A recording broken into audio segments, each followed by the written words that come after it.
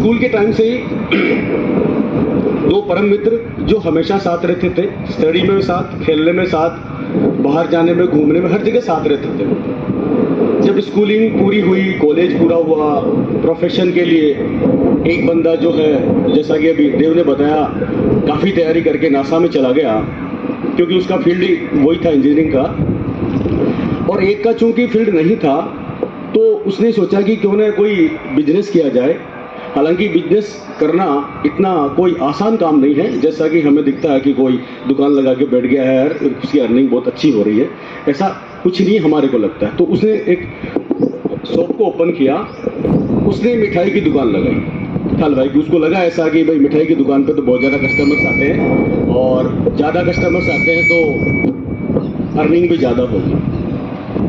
तो एक मिठाई की दुकान लगाई, उसमें बहुत सारी स्वीट्स उसने तैयार करके रखवाई और एक हलवाई भी रखवा लिया और अच्छी चल रही थी। उसने लोगों में लिखा अपने मिठाई की दुकान का नाम, यहाँ स्वादिष्ट मिठाइयाँ मिलती हैं। तो जैसे मान लो परबतसर में ही है और या परबतसर से कोई बड़े टाउन के अंदर है, तो वहाँ गैदरिंग ज़्यादा थी, बस स्टेशन जैसा माहौल था, वहाँ उसकी बिक्री मतलब बहुत ज़्यादा होने लगी। अर्निंग एक साल में ही वो लाख, 1.5 लाख, 2 लाख के पास पहुँच गया। अच्छी बिक्री हो रही थी, अच्छा घर चल रहा था। 2-3 साल के बाद उसके किसी पड़ोसी ने उसे आके कहा कि भैया जब आपकी दुकान पे मिठाइयाँ मिलती हैं, इस लोकेशन पे मिलती है, तो आपको यहाँ स्वादिष्ट मिठाइयाँ मिलती है, ये लिखने की क्या आवश्यकता है? यहाँ हटा दो, यहाँ का तो कोई औचित्य ही नहीं है।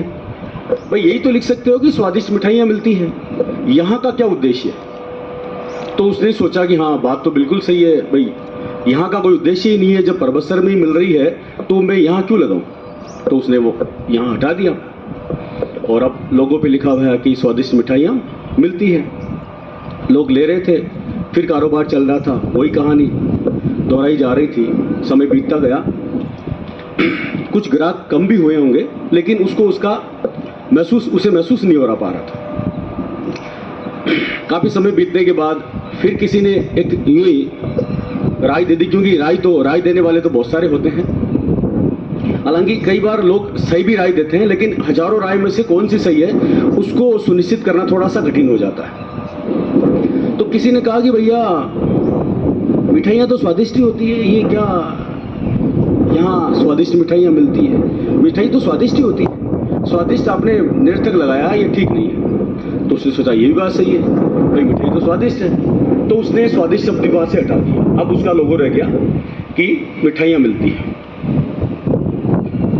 समय बीतता गया, कुछ कस्टमर्स कम हुए, कुछ उसका जो बिजनेस था वो भी थोड़ा कम होता गया। समय चल रहा था, बीतता गया। अंततः एक बार ऐसा भी एक कस्टमर आया, उसने देखा और कहा भैया जब यह मिठाइयाँ मिलती है तो मिठाई लिखने का तो कोई औचित्य ही नहीं है। भाई जो आपकी दुकान पे मिलती मिठाई है, नमकीन तो मिलती ही नहीं है, तो फिर आपने मिठाई क्यों लिख रखा कि मिठाई मिलती है? लोगों को पता है। तो उसने सोचा हाँ, बात ये भी सही है। तो उसने वो लोगो भी हटा दिया। अब लोगो रह गया मिलती है,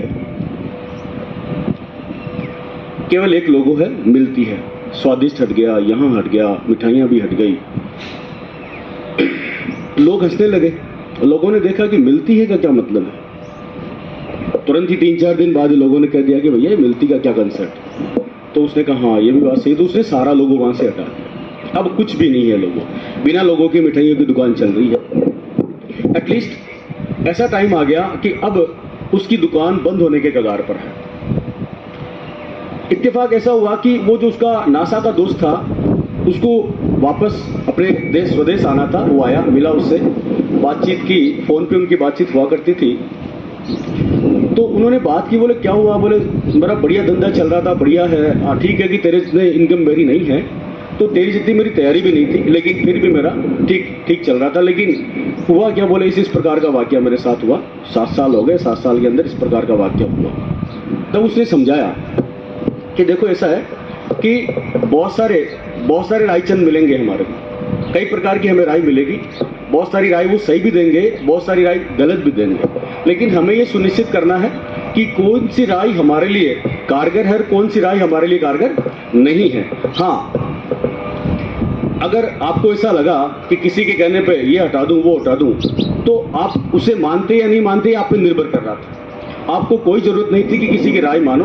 आपका जैसा बिजनेस चल रहा था आपको उसी प्रारूप में उसे सुचारू रूप से रखना था। और एक चीज आप ध्यान रखिए, हमेशा जीवन में राय बहुत सारे लोग देंगे, लेकिन राय केवल आप अपने शिक्षकगण की और अपने पेरेंट्स की माने, दूसरों की न माने। Thank you.